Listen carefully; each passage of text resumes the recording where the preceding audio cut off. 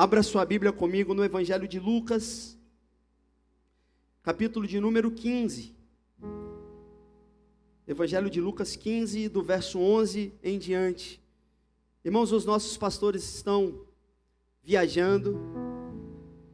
Mandaram um abraço para toda a igreja, para todos os irmãos, e na quarta-feira estarão aqui na igreja. O apóstolo estará aqui para o terceiro elo da nossa campanha.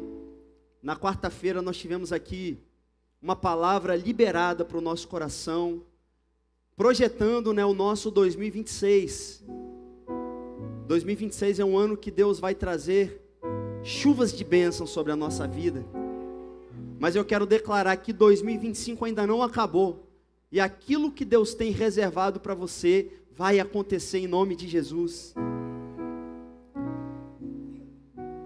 E essa palavra aqui é uma palavra de preparação para o seu coração. É uma palavra de alinhamento para que nós possamos viver as promessas de Deus. E essa manhã eu estava orando, pedindo a Deus uma palavra, e o Espírito Santo trouxe ao meu coração esse texto que é muito conhecido, que fala da parábola do filho pródigo. E diz assim, a partir do verso 11: E disse: Um certo homem tinha 2 filhos, e o mais moço deles disse ao pai: Pai, dá-me a parte dos bens que me pertence. E ele repartiu por eles a fazenda. E poucos dias depois, o jovem mais novo, ajuntando tudo, partiu para uma terra longínqua, e ali desperdiçou os seus bens, vivendo dissolutamente.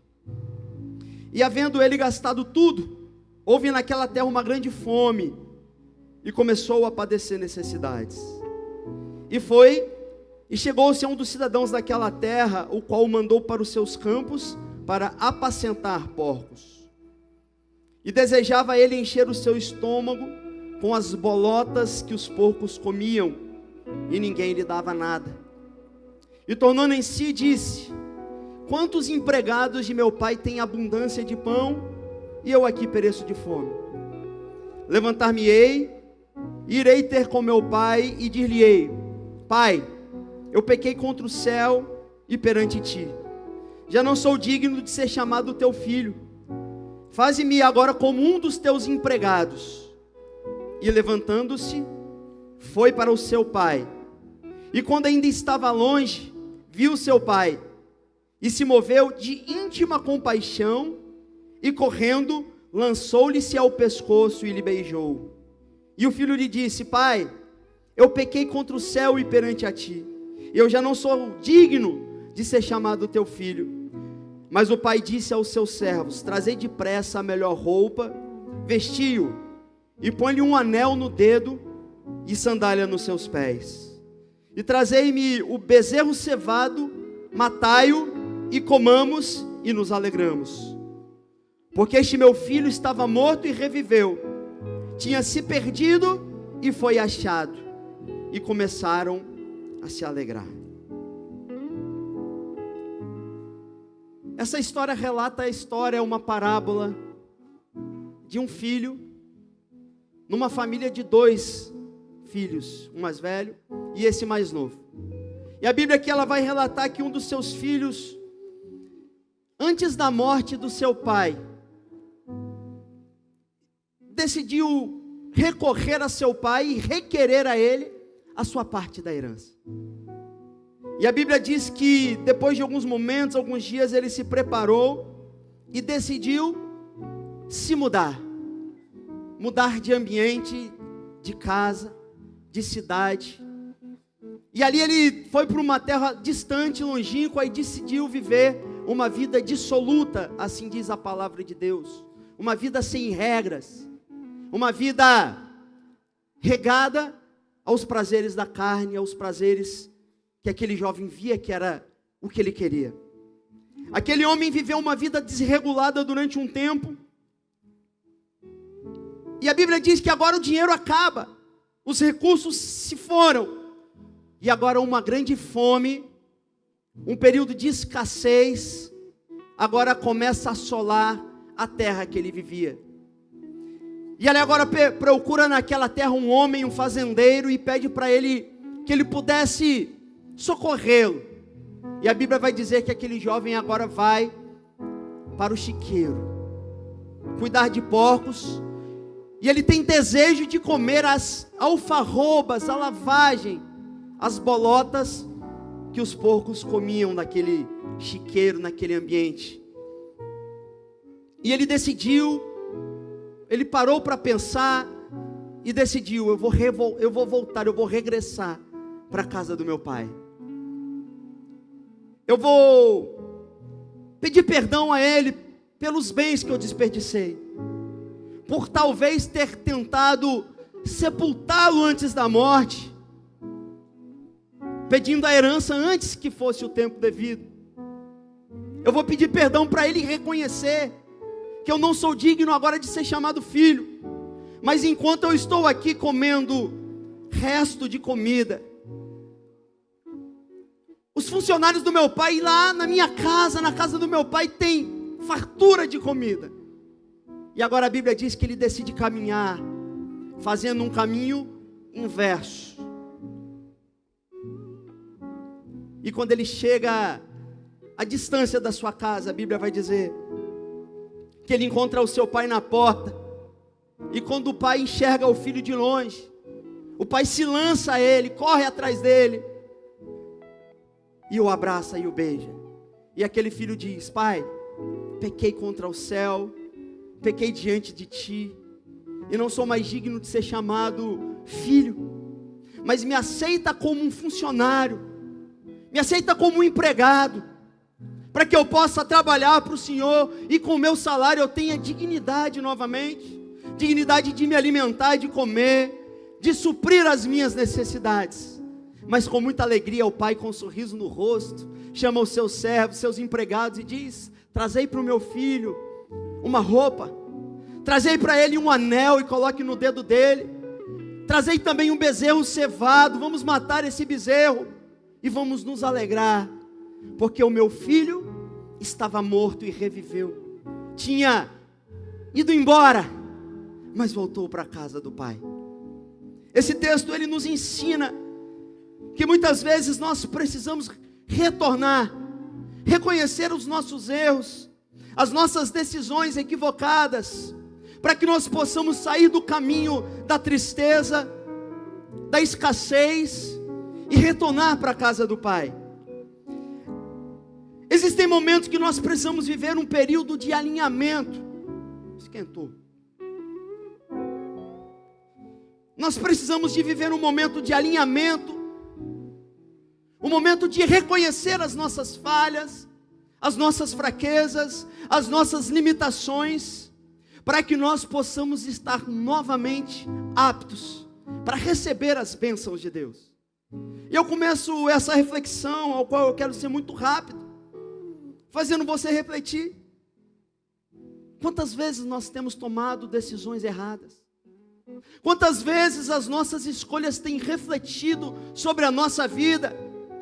E hoje talvez nós nos encontramos em uma situação adversa, e muitas vezes nós buscamos um culpado para isso, mas lá no íntimo do nosso coração, a nossa mente, que é tão inteligente, a nossa mente tem a resposta para a gente, e essa resposta é: o que nós vivemos hoje é o resultado, é a soma das escolhas que tivemos no nosso passado.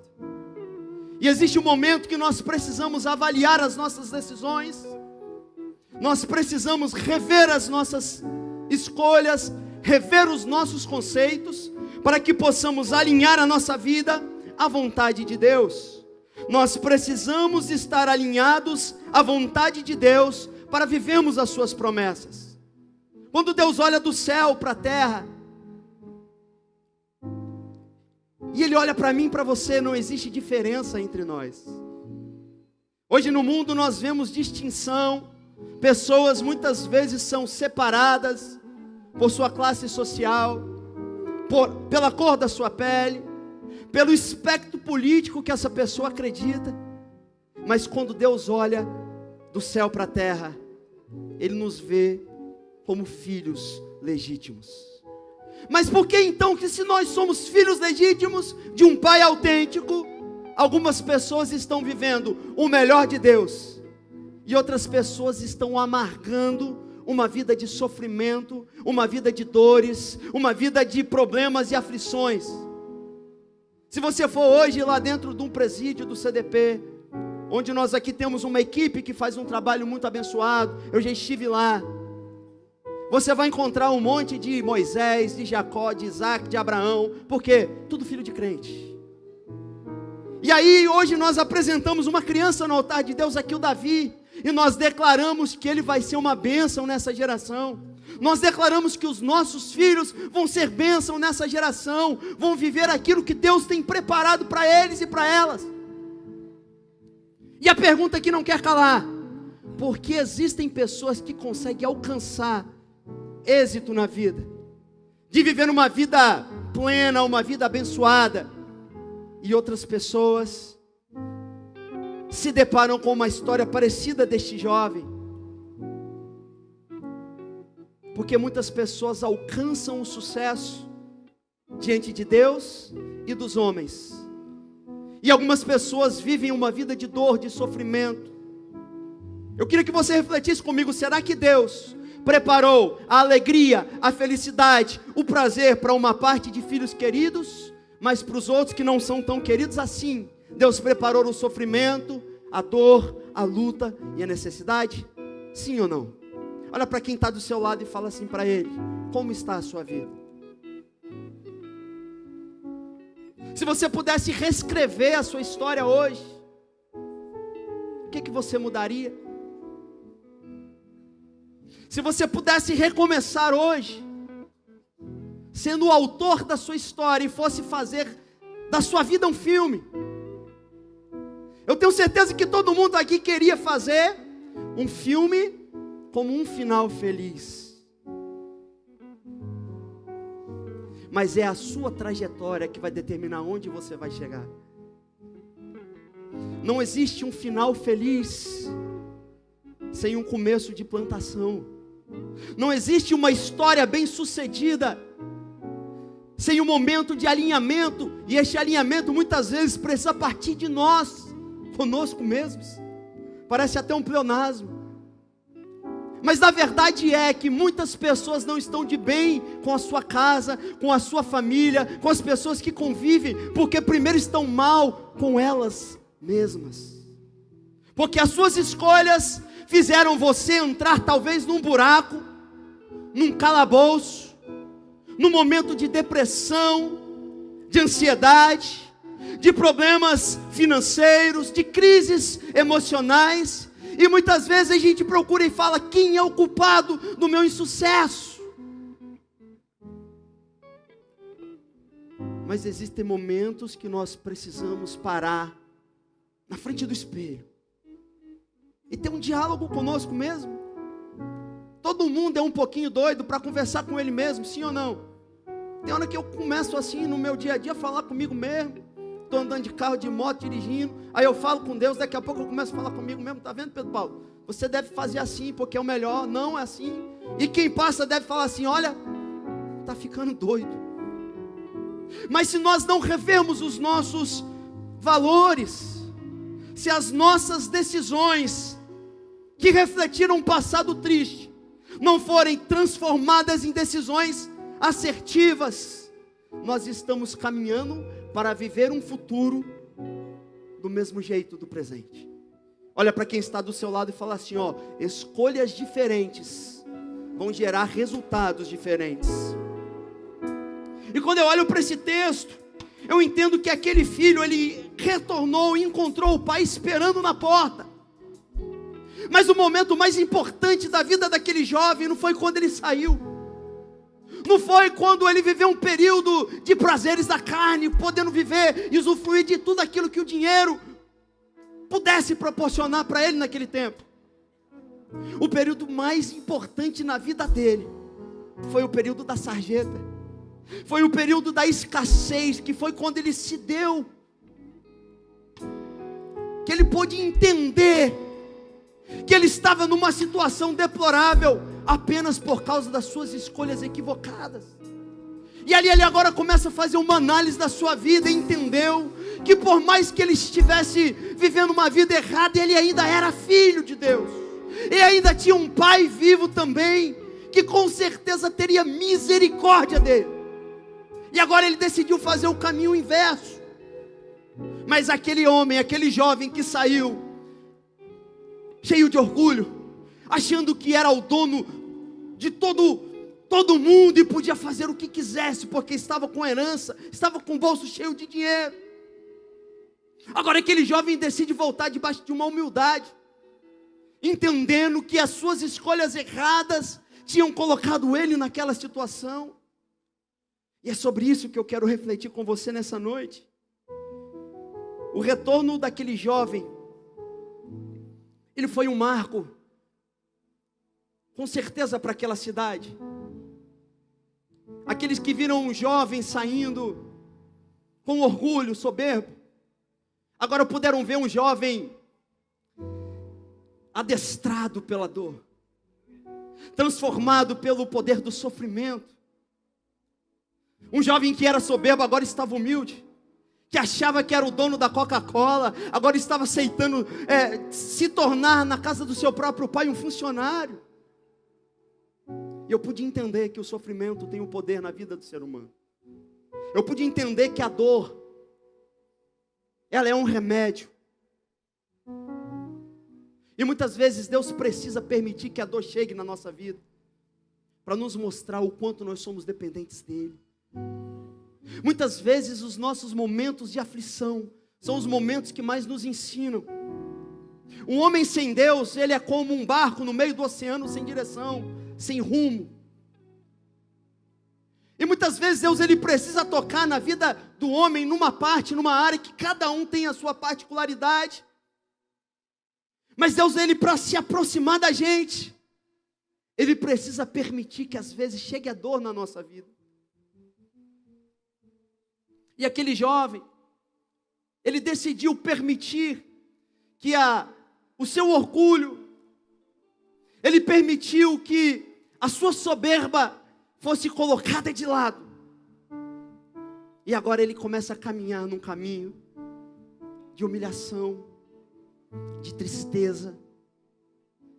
Mas ele deve ter avaliado assim: é melhor eu dar a cara a bater, é melhor eu reconhecer as minhas fraquezas diante do meu pai, que com certeza vai estar disposto a me aceitar de volta, do que eu permanecer aqui nesse ambiente inapto, totalmente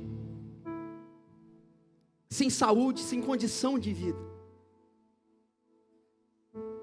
Eu sempre digo lá para minha esposa, na minha casa: pior do que a escassez, pior do que não ter, é ter e perder por não valorizar o que tem. Aquele jovem, ele, durante o seu caminho de regresso, ele deve ter feito como um filme na sua mente, se lembrando dos momentos que ele teve de alegria na casa do pai, se lembrando dos momentos prazerosos em família, os ensinamentos, se lembrando que o pai, muitas vezes, talvez quando ele era criança, quando viu que ele caiu, e o pai agora sempre estendia as mãos e o ajudou a levantar. Se lembrando das surras, dos castigos por amor, porque todo pai precisa castigar para ver o filho melhor. Das surras.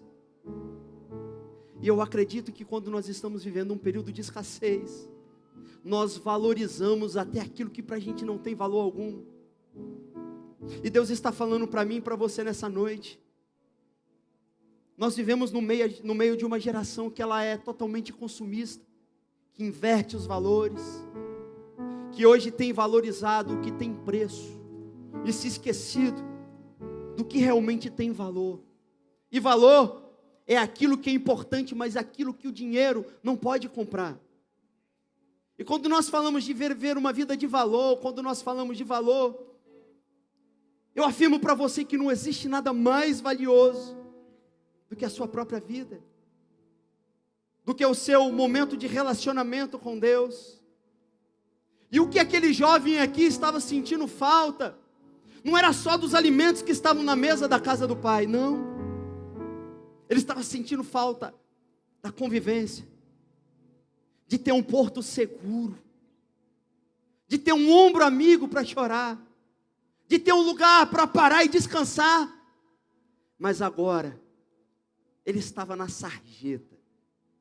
Agora ele estava vivendo tudo aquilo que o inferno preparou, planejou, para que eu e você também vivêssemos. Mas porque Jesus Cristo amou o mundo de uma maneira tão especial, e Jesus morreu na cruz por mim e por você, nós fomos comprados por esse amor. Mas se nós fomos comprados por esse amor, como está a sua vida hoje? Se Jesus já pagou o preço para você viver uma vida plena, a minha pergunta para você, e essa pergunta primeiro para mim é: será que nós estamos vivendo da forma que Deus tem planejado? A mensagem de hoje é uma mensagem que tem um cunho muito simples, fácil de entender. E eu quero aqui deixar algumas reflexões para você e finalizar. E a primeira reflexão, eu entendo que aquele jovem, ele quis antecipar um processo de desfrutar de algo que ele ainda não estava preparado para desfrutar. Muitas vezes Deus ele tem algo importante para nos entregar, mas se o time não for o time correto, se o tempo não for o tempo certo, aquilo que era bênção se tornará maldição. É mais ou menos assim hoje. O meu filho tem 8 anos e ele gosta de andar de moto. E às vezes vai alguém lá dentro do condomínio, pega o menino, bota em cima da moto e ele dá uma volta no quarteirão e ele fica feliz. E eu falei assim para ele: eu não quero mais. Ele tem 8 anos e ele está andando sem capacete, isso é perigoso. Eu, com a expertise que eu tenho, se eu entregar a chave de um carro na mão de um adolescente que não é habilitado, vai ser bênção ou maldição? Mas o carro é maldição? O carro se torna maldição na mão de quem não sabe usar. E mais ou menos foi isso que aconteceu na vida daquele jovem. Ele não estava preparado para administrar os recursos que ele requereu antes da hora. E muitas vezes nós estamos diante de Deus orando, pedindo algo para Deus, e parece que o céu está de bronze. Por quê? Porque a gente libera a palavra para o alto e parece que a palavra bate no teto e volta. E muitas vezes a nossa oração não é ainda atendida. Aquilo que nós almejamos, nós não ainda recebemos. E a palavra de Deus para você nessa hora é: você precisa estar preparado para receber aquilo que Deus tem preparado para você. E esse é o tempo da gente viver um alinhamento, porque Deus só vai entregar grandes coisas nas mãos das pessoas que estiverem preparadas para administrar a bênção dele. Aquele moço recebeu um dinheiro, e ao invés daquela herança ser uma bênção, foi quase o fim da sua história. Por quê? Porque ele não estava preparado ainda. Talvez você está orando, pedindo um casamento, pedindo uma empresa, pedindo uma bênção. Ei, se prepare para aquilo que Deus tem para te entregar.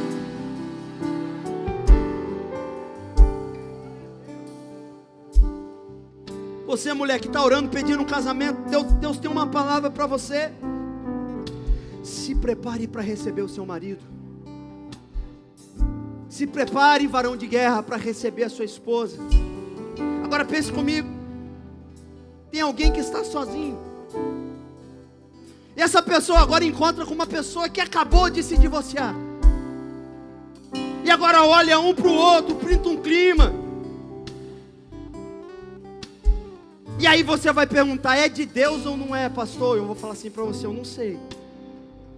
Mas a coisa mais importante que eu posso dizer para você é o seguinte: para que você entre num novo relacionamento, você precisa estar 100% curado das dores do relacionamento que você acabou de sair. E infelizmente essa geração não está preparada para aprender a esperar o tempo certo.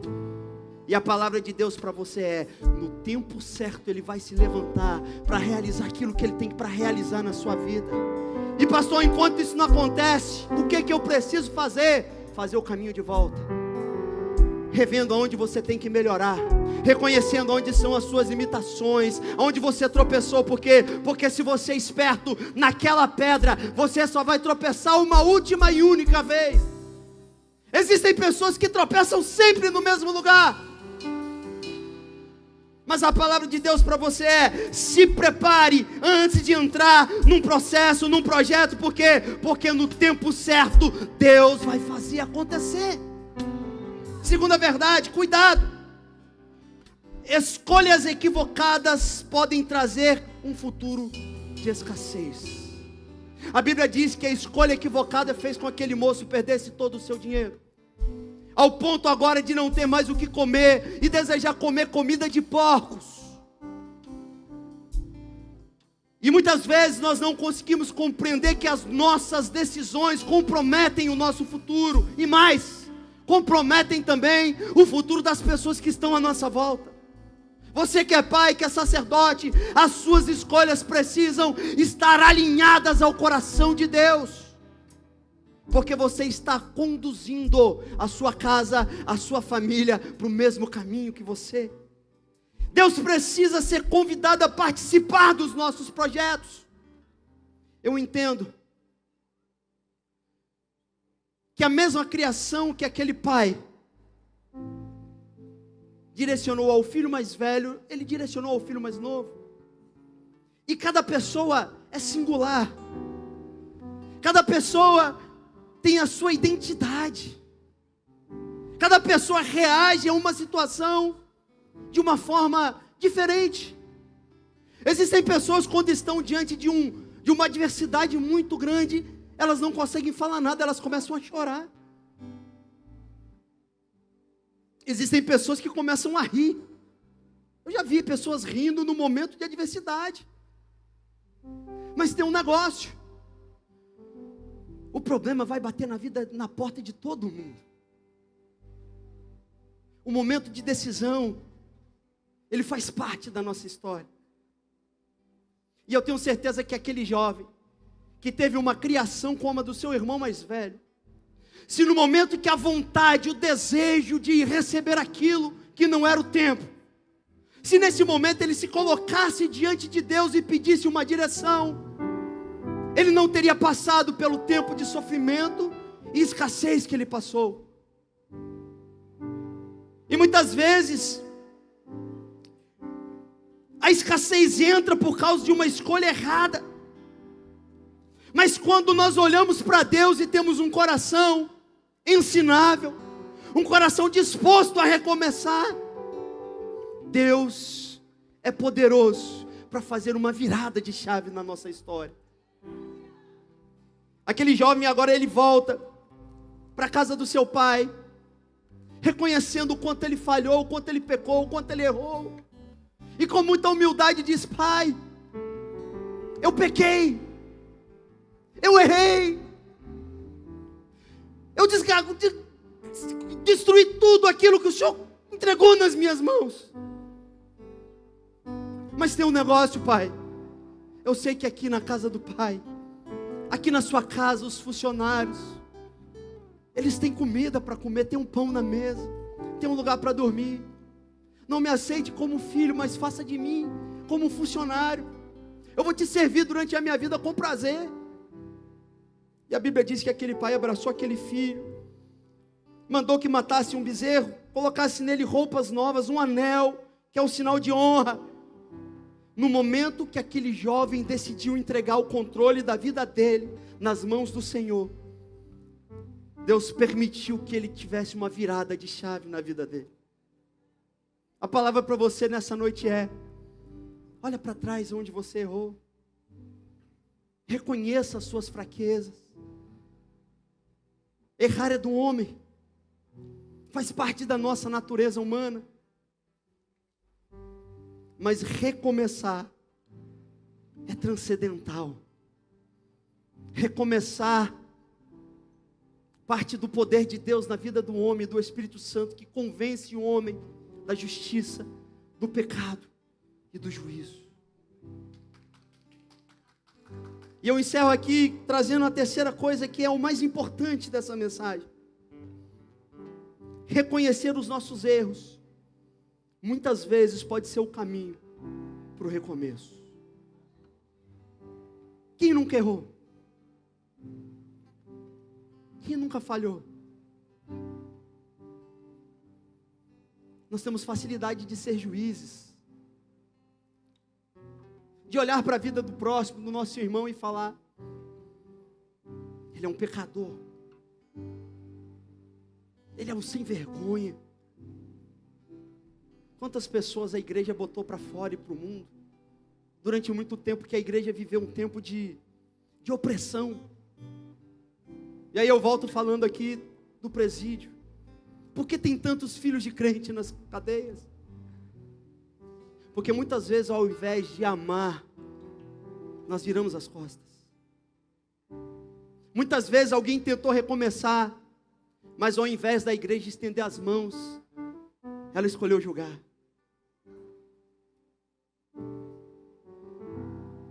Mas o nosso papel não é julgar. O nosso papel é amar.